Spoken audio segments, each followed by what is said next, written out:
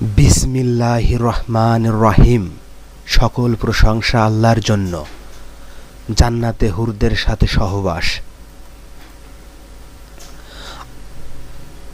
আল্লাহর রাসূল সাল্লাল্লাহু আলাইহি ওয়াসাল্লাম পবিত্র স্ত্রীদের কথা উল্লেখ করলে একজন সাহাবী প্রশ্ন করলেন, তাদের মধ্যে কি মিলনের সক্ষমতা থাকবে?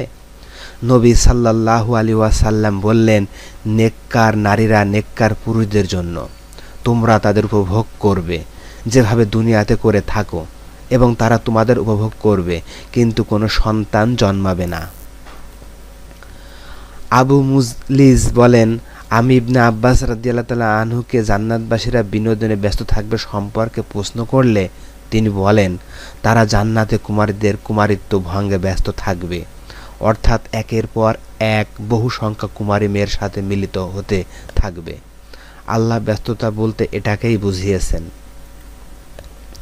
ইবনে আব্বাস থেকে বর্ণিত, আল্লাহর রাসূল সাল্লাল্লাহু আলাইহি ওয়াসাল্লামকে প্রশ্ন করা হয়েছিল, হে আল্লাহর রাসূল সাল্লাল্লাহু আলাইহি ওয়াসাল্লাম, জান্নাতে আমরা কি আমাদের স্ত্রীদের সহিত মিলিত হব যেভাবে আমরা তাদের সহিত দুনিয়াতে মিলিত হই?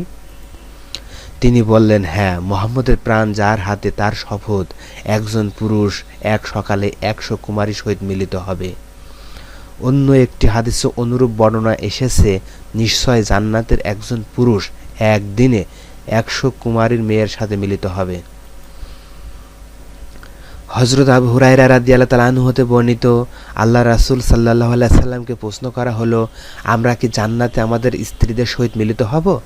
নবী সাল্লাল্লাহু আলাইহি ওয়াসাল্লাম বললেন, হ্যাঁ, যার হাতে আমার প্রাণ তার শপথ, এবং সে সময় তোমরা তাদের খুবই শক্তভাবে আলিঙ্গন করবে, আর যখনই তাদের রেখে উঠে দাঁড়াবে তারা পুনরায় কুমারী হয়ে যাবে।